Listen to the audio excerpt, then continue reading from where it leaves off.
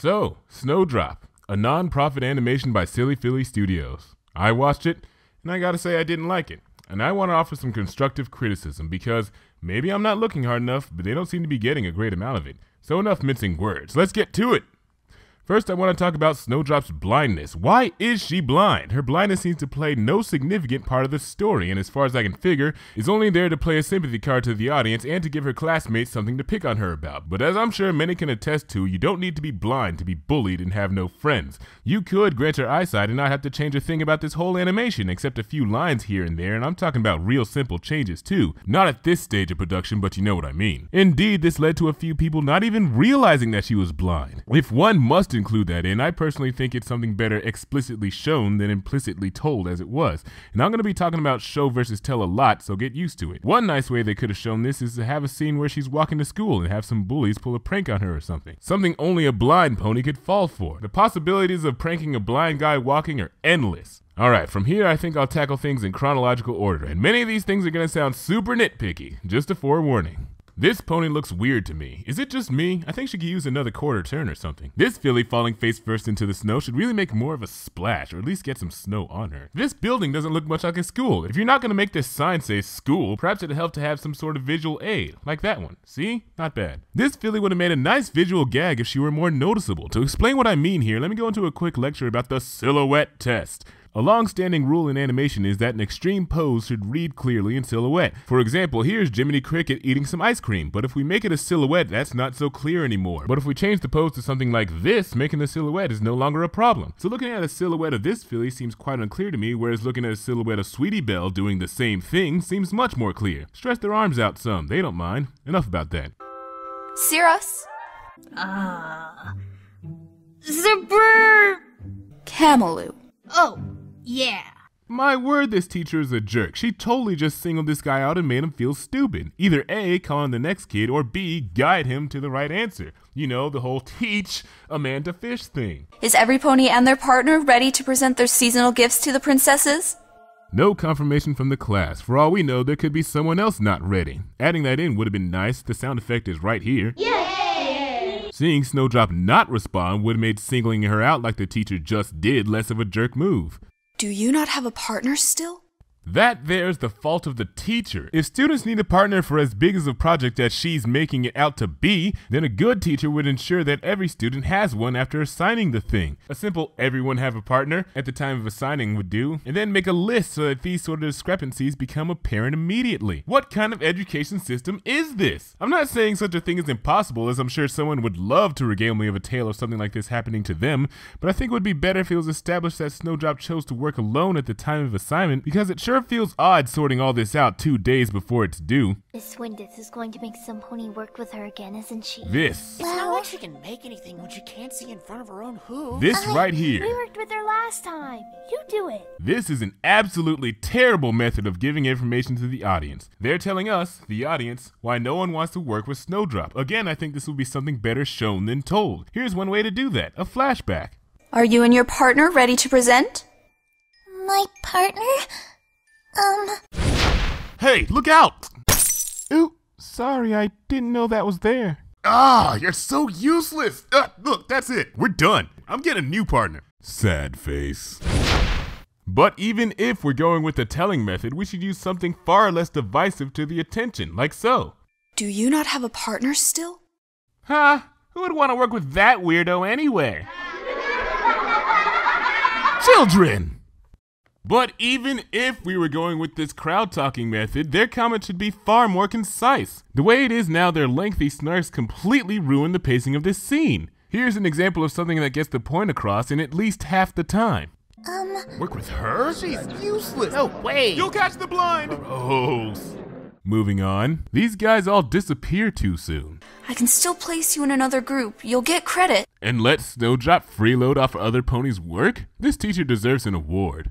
This flashback seems to come out of nowhere. I'm guessing the connection point is this star, but for one, it's hard to tell that it's even a star. It's a small speck of white among all these other small specks of white. It should probably be zoomed into and be more sparkly. What's with the great drop in frame rate here? The moon here took me by surprise, and I guess that's because it's not visible in any other shot anywhere up to this point. Also, apparently snow is coming from the moon. Why is that? I really don't understand. The rest of this scene from this point on is just way too confusing for me. At first, I thought she was finally hearing the twinkling of the stars and that they were delivering some sort of divine message or something. It wasn't until the third time that I watched this that I realized she was hearing the snow twinkling. Yes, she says so here, but I think it shouldn't be so unclear back here. All I see is a breeze twinkling. Any number of things could be carried on a breeze. She could be hearing West Nile virus twinkling for all I know. I'm further thrown off by the line, "That wasn't snow." If she acknowledges that that wasn't snow, then how is she so sure that it was snow doing the twinkling? We know the stars are out and they twinkle. How does she know that she's not hearing that? And again, why is snow falling from the moon? What does the moon have to do with this? Actually, now that I look closer, I guess I do see the snow twinkling here. The thing is, she reacts to them landing, not the twinkling. How could she even detect that? Hopefully you can see why this is all so confusing to me. Here's some ways I think that could be improved. Make the snow and the breeze bigger and slower. It could break apart and then twinkle. Have snow fall from the stars instead of the moon, or at least the clouds. Have it react to the visible twinkles. There's already a matching sound effect, but the most effective improvement would be to change this line into something like, "What was that? Snow? Snow is twinkling? Snow is twinkling." Just like... This little ceremony bugs the snot out of me with its setup. See, if I were a wee little elementary school cult, I'd be pretty stoked about showing off my presumably weeks of hard work to Princess friggin' Celestia, but it looks to me like the class just gathered up here with their projects in tow and Celestia just said, "Yeah, those are cool." How I think this could have been handled better is if the scene started at the tail end of the last student's presentation, and it would have been even better if they botched this presentation, thus making snowdrops look better by comparison, like so. And so I made this glass of water, spring water, to symbolize the flowing springs of spring. Yeah. Oh, these are parents. See, when I first watched this, I thought these were all kids with projects. A bit more separation of the parents from the kids would be nice. Snowdrop appears all late in here. You thought I wouldn't notice? Oh, and I guess it's supposed to be Derpy's ancestor or something. And here we're treated to more crowd talking, where all the same problems as last time persist. So let me get straight to a way I think this could have been improved. Wait! Snowdrop? Head turn. In fact, all of them should be turning their heads since Snowdrop is commanding so much attention. Why haven't you been in class all day? We're sorry, Mrs. Windith, your highnesses, but Snowdrop has a project ready. Don't you, Snowdrop? Uh-huh. I worked real hard on it. Maybe she grabbed the wrong thing on her way here? Why would you bring snow to the spring sunrise? Cut those lines out, please. They don't add anything. Can't Winter be happy too? Head turn! It would have been nice to see exactly how this snow got mass-produced and by extension the reforming of the snow factories or something, but I suppose that's not really necessary. I know she was a dear friend to you. The only one who ever truly knew my night.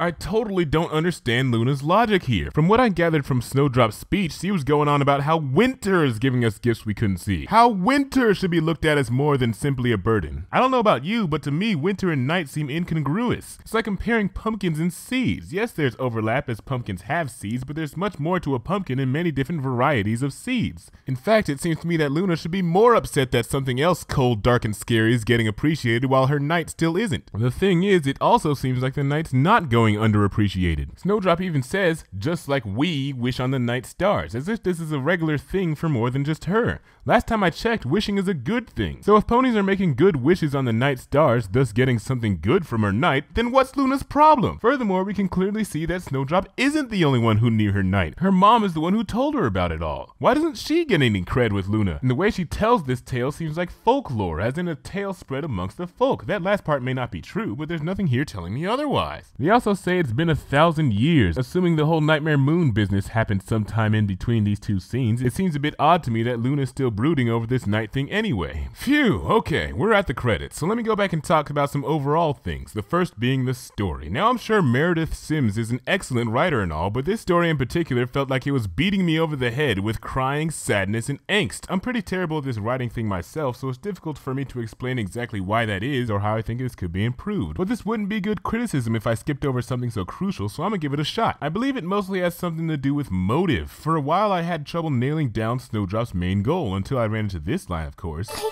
just want to show I can do something for once.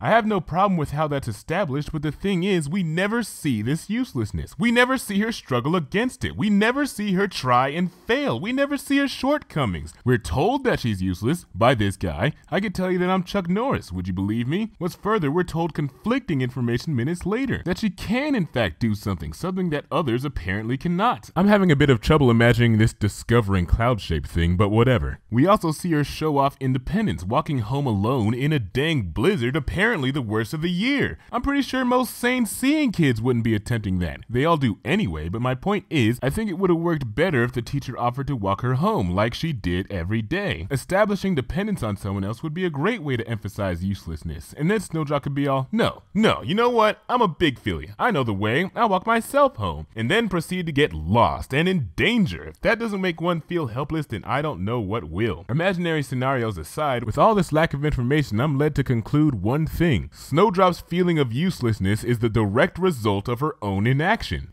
In other words, she's complaining about her own laziness, and I find it difficult to care. I'm sure many would love to point out that that's not the case, but there's nothing here showing me otherwise. In fact, I'm almost completely sure there's nothing telling me otherwise either. Let me check. Nope, not a thing. How Snowdrop goes on to accomplish her goal is fine. Brilliant, really. The whole concept of winter being thought of as nothing but a burdensome obligation and someone coming around to changing that mindset is a very nice idea overall. But then comes Luna. I believe I already explained all my qualms with Luna earlier. Like Snowdrop, hers is a struggle we don't see and have been told evidence against. I'd just like to ask, why is Luna all sad and angsty about Snowdrop's passing? Why can't she be happy that Snowdrop used her lifespan to go from a nobody to going down in history? Why can't she be crying tears of joy fueled by eternal gratitude for Snowdrop discovering a new medium with which she can share her stars with her subjects, which, as we can clearly see here, are being appreciated? Does Luna truly have nothing better to do than to brood over her not really underappreciated knight every waking moment of every day for centuries on end?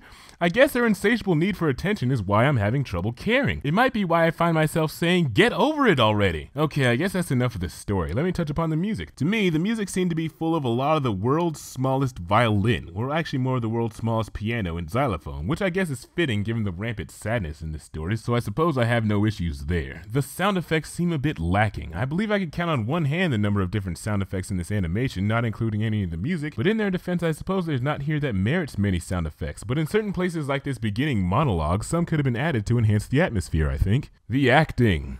It's difficult for me to critique acting. I think I'll leave that to someone more well-versed in the field. Okay, I think I covered all that I wanted to, but I got one last question. Was it intentional to make this teacher seem so horrible at her job? I'm gonna give Silly Philly Studios the benefit of the doubt and say that yes, it was. It just seems odd to me, like it was presented in a way that should not be the case or something. I don't know. Anyway, I'm terrible at conclusions, so I'm just gonna cut it off here. Goodbye.